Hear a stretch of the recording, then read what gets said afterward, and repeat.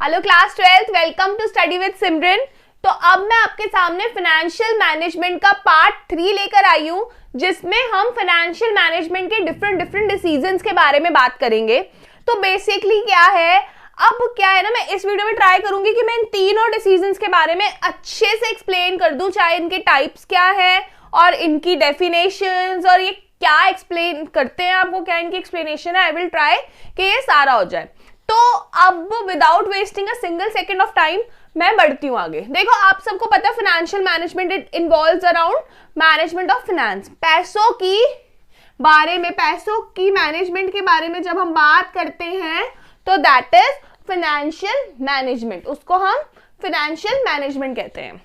अब financial management या financial managers जो होते हैं वो 3 टाइप के डिसीजंस लेते हैं, that is investment decision, financing decision and dividend decisions.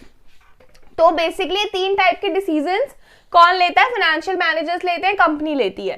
तो अब हम बढ़ते हैं पहले डिसीजन के ऊपर, दैट इज इन्वेस्टमेंट डिसीजन।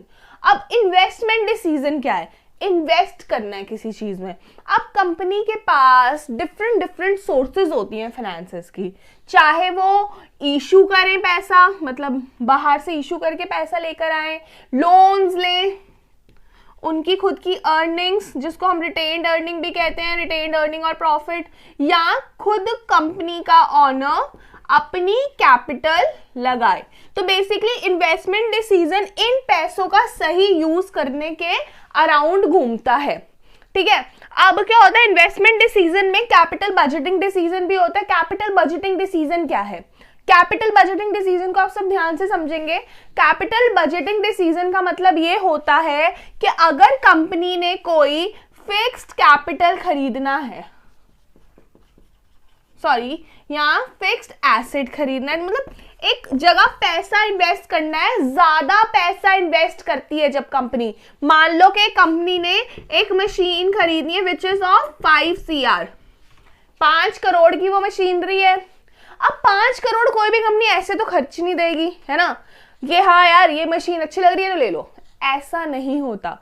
उसके ऊपर पहले पूरी प्लानिंग की जाती है कि हम ये 5 करोड़ की अगर मशीन खरीद रहे हैं तो हम इस मशीनरी को कैसे यूज करेंगे, क्या इसका यूज रहेगा, क्या ये हमारी प्रोडक्शन को बढ़ाएगा।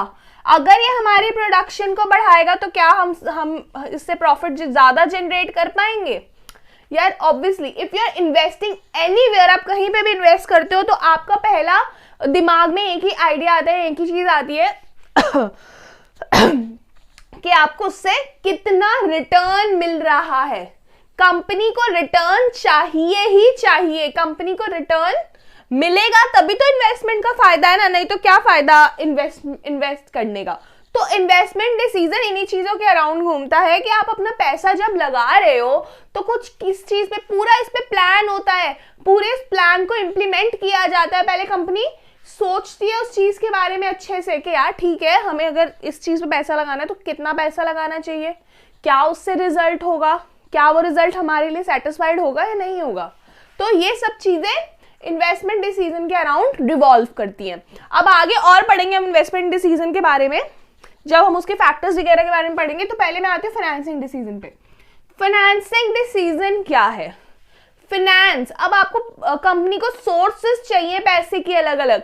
जब भी कोई कंपनी एक्सपैंड करना चाहती है, अपनी डाइवर्सिफिकेशन करना चाहती है, अपना कोई नया प्रोडक्ट लॉन्च करना चाहती है, कुछ भी ऐसा करना चाहती है, तो कंपनी को पैसा चाहिए। देखो, कंपनी अगर अपना खुद भी पैसा लगाएगी, अपना प्रॉफिट लगाएगी, क्या पता वो इतना ना हो पाए, क्योंकि कंपनी को वर्किंग कैपिटल नीड्स भी कंप्लीट कर रही है, सैलरीज देनी है, रेंट्स देने हैं, टैक्सेस देने हैं, there are a lot of things जो कंपनी को देनी होती है, राइट।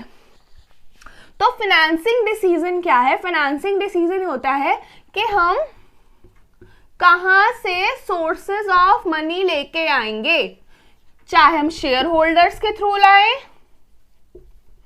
चाहे हम डिबेंचर्स के थ्रू लाए, चाहे हम प्रेफरेंस शेयर्स के थ्रू लाए, लोन्स के थ्रू लाए, अपनी खुद की अर्निंग को यूज करें।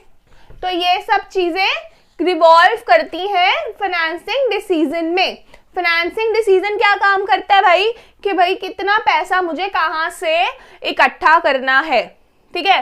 और मतलब उस हिसाब से होता है ना, ये आपको पता है कि कंपनी को इंटरेस्ट भी देना है जो कंपनी के लिए मैंडेटरी है, एक ऑब्लाइजेशन है उनके लिए कि उनको वो चीज देनी है।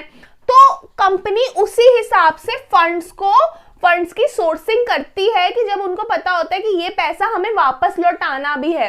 अगर कंपनी किसी बैंक से या किसी फाइनेंशियल इंस्टीट्यूट से लोन्स लेती है तब भी कंपनी ये चीज अपने दिमाग में रखती है कि पैसा रिटर्न करना है और इस पे इंटरेस्ट भी जाएगा हर ईयर, चाहे डिबेंचर्स पे इंटरेस्ट जाए या प्रेफरेंस शेयर्स को पैसा देना है, क्योंकि प्रेफरेंस शेयर्स को तो पैसा देना ही होता है। शेयर होल्डर्स को हम सबसे लास्ट में देख सकते हैं, लेकिन ये सारी चीजें जिनका पैसा पहले जाता ही जाता है, राइट।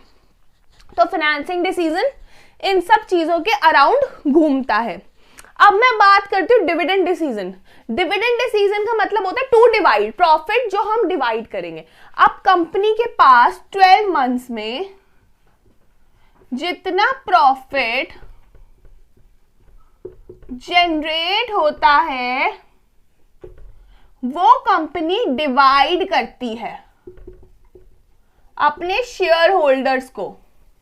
शेयर होल्डर्स कौन है? शेयर होल्डर्स नहीं है जो ऑनर्स हैं कंपनी के, बेसिकली जिन्होंने कंपनी के शेयर्स खरीदे हुए हैं, जिनसे कंपनी को सबसे ज्यादा पैसे का सोर्स मिलता है, वही होते हैं शेयर होल्डर्स। तो कंपनी क्या करती है, इनको डिविडेंड देना है, इनको प्रॉफिट देना है। तो वो जो कितना प्रॉफिट दिया जाएगा, कैसे दिया जाएगा, किस रेशियो में या किस परसेंटेज में दिया जाएगा, उसके अराउंड हमारा डिविडेंड डिसीजन रिवॉल्व करता है। डिविडेंड डिसीजन एक चीज और, डिविडेंड डिसीजन तब लिया जाता है जब सारी पेमेंट्स हो जाए, लोन्स के इंटरेस्ट हो जाए, डिबेंचर्स के इंटरेस्ट हो जाए, प्रेफरेंस शेयर्स और टैक्सेस की हम पेमेंट कर दे। आफ्टर टैक्स जो हमारे पास XYZ अमाउंट बचेगा और कंपनी के अपने रिटेन्ड अर्निंग के बाद, मतलब पहले शेयर होल्डर्स को देने के बाद उस कंपनी को अपने लिए भी तो कुछ रखना है ना, तो वो डिविडेंड डिसीजन होता है कि कितना पैसा हम अपने शेयर होल्डर्स को देंगे। अब इन्वेस्टमेंट क्राइटेरिया इन्वॉल्व का मतलब है कि जैसे कि कंपनी ने किसी भी प्रोजेक्ट के ऊपर 5 लाख लगा दिया, अब ये 5 लाख लगाने के बाद ये कितने टाइम में हम ये 5 लाख वापस कवर अप कर लेंगे, तो इस पे भी हमारा डिपेंड करता है। मान लो आप ये 5 साल में कर रहे हो, 2 साल में कर रहे हो, तो जितने टाइम में आप ये पैसा दोबारा जनरेट कर लोगे उसी इन्वेस्टमेंट से, जहां आपने प्रोजेक्ट में पैसा लगाया उसी प्रोजेक्ट ने आपको ये पैसा वापस लाके जब दे दिया, दैट इज कॉल्ड योर पे बैक पीरियड।